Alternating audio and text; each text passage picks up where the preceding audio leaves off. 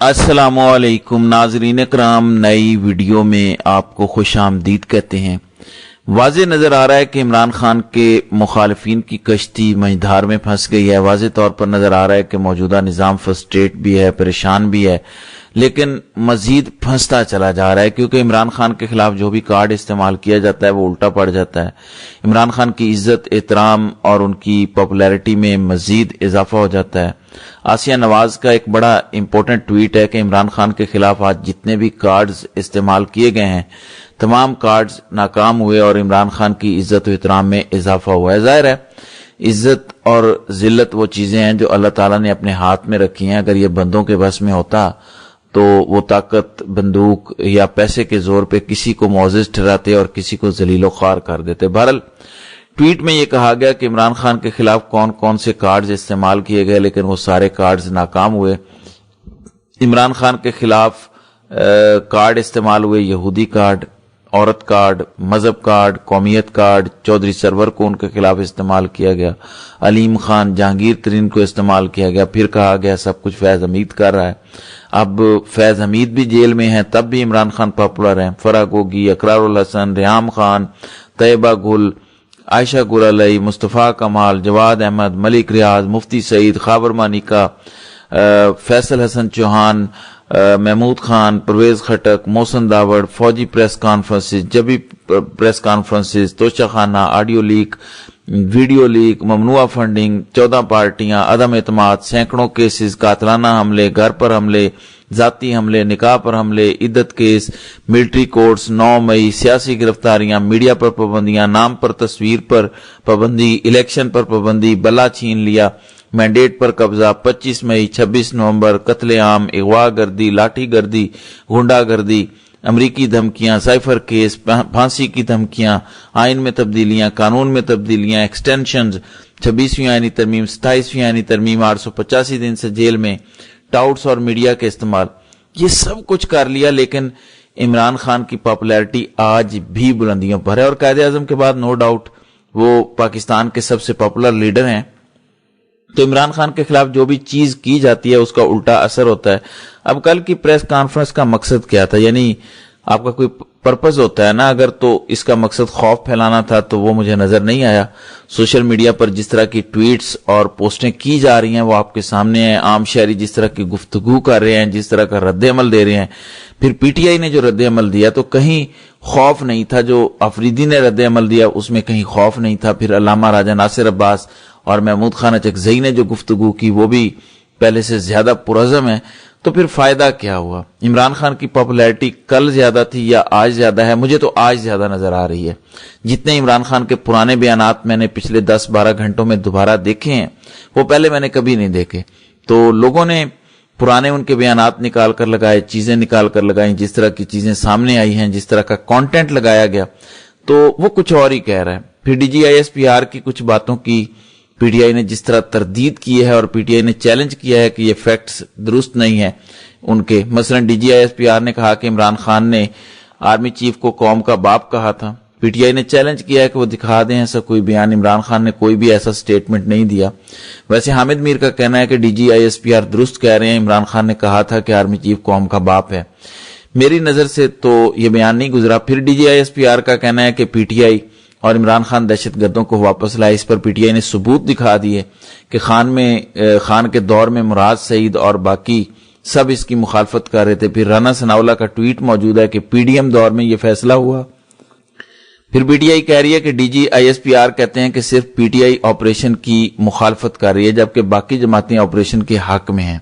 इस पर पीटीआई इसको चैलेंज कर रही है। वो कह रही है कि जो अमन जिरगा हुआ था केपी में उसमें तमाम जमातों के दस्तखत मौजूद हैं, सब ने मिलिट्री ऑपरेशन की मुखालफत की है। अब एक तरफ तो आसमा शिराजी के सवाल के जवाब में डीजीआईएसपीआर कहते हैं कि केपी हुकूमत मुखालफत कर रही है मिलिट्री ऑपरेशन की। इस पर डीजीआईएसपीआर ने कहा कि चाहे सुहेल आफरीदी मुखालफत करता रहे, मिलिट्री ऑपरेशन तो आज भी हो रहे हैं और होते रहेंगे। तो एक तरफ डीजीआईएसपीआर ये कहते हैं कि पॉलिटिकल गवर्नमेंट्स बहुत ताकतवर होती हैं, दूसरी तरफ वो कह रही हैं कि पॉलिटिकल गवर्नमेंट्स की कोई हैसियत और औकात नहीं है। बेशक वो मुखालफत कर रहे हैं लेकिन उसके बावजूद हम ऑपरेशन कर रहे हैं। जबकि साथ ही ये सवाल है कि अगर डीजीआईएसपीआर ये कह रहे हैं कि मिलिट्री ऑपरेशन जारी है تو پھر دہشت گردی کیسے بڑھ گئی ہے؟ آپ کے بقول پولیٹیکل گورنمنٹ کی کوئی اوقات ہی نہیں ہے، ان کی مخالفت کے باوجود آپریشن ہو رہا ہے۔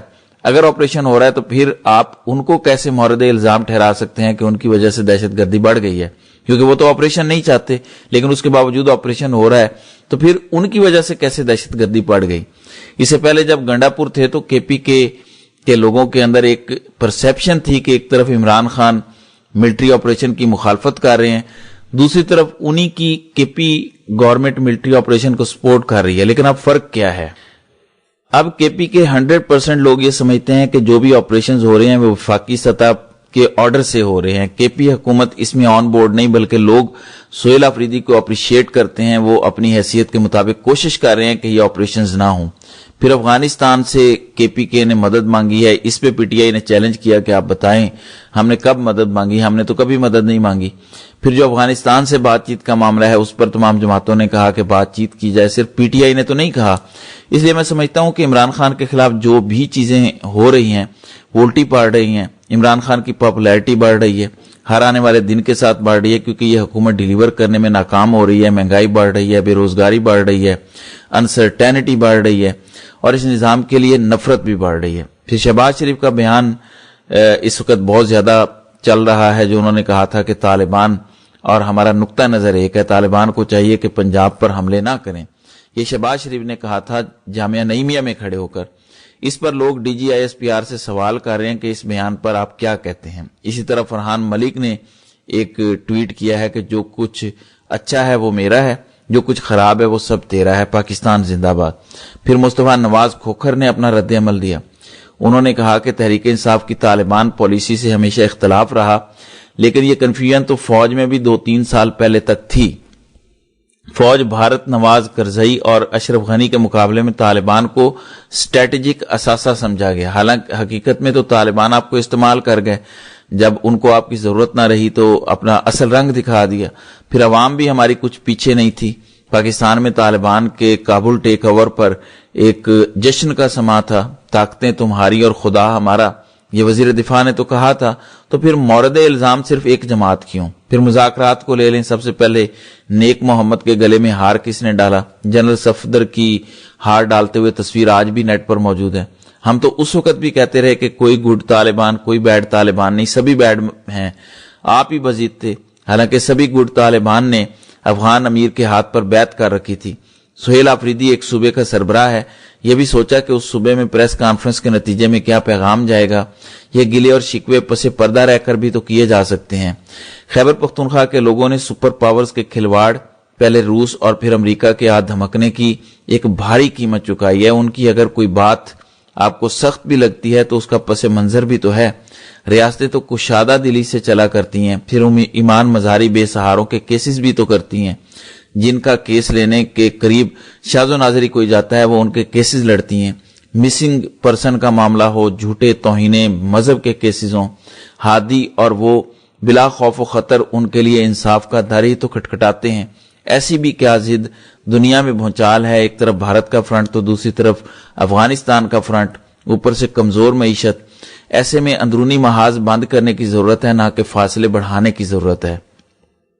پھر فہیم اختر ملک ٹویٹ کرتے ہیں کہ وزیر اعلیٰ بلوچستان جو کوئٹہ میں دہشت گردی اور امن و امان کی خراب صورتحال کی وجہ سے بلدیاتی انتخابات نہیں کرا سکتا اور خود کوئٹہ کے علاوہ دیگر شہروں میں جانے سے کتراتا ہے، وہ ٹھیک کام کر رہا ہے۔ واہ!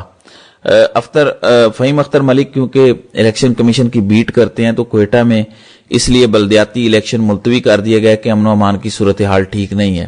پھر مریم نواز کا کل بیان چلایا گیا فتنۃ الخارج کے حوالے سے، تو اس پہ فہد طارق کہتے ہیں کہ لگے ہاتھوں مریم نواز کا وہ ویڈیو بیان بھی چلا دیتے جس میں وہ نعرے لگوا رہی تھی کہ یہ جو دہشت گردی ہے اس کے پیچھے وردی ہے۔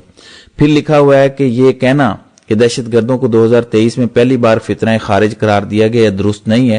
2009 یا 10 میں ڈاکٹر طاہر القادری نے 600 صفحات پر مشتمل فتویٰ دیا تھا جس میں کہا گیا تھا کہ دہشت گرد جہنمی کتے ہیں اور یہ فتنۃ الخارج ہیں۔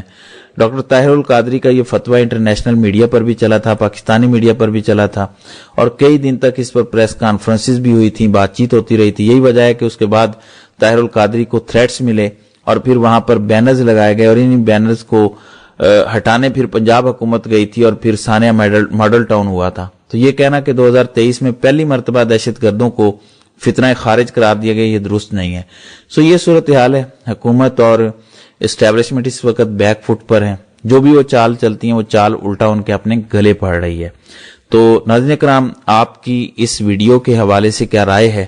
آپ اپنی رائے کا اظہار کامنٹ سیکشن میں ضرور کیجیے گا.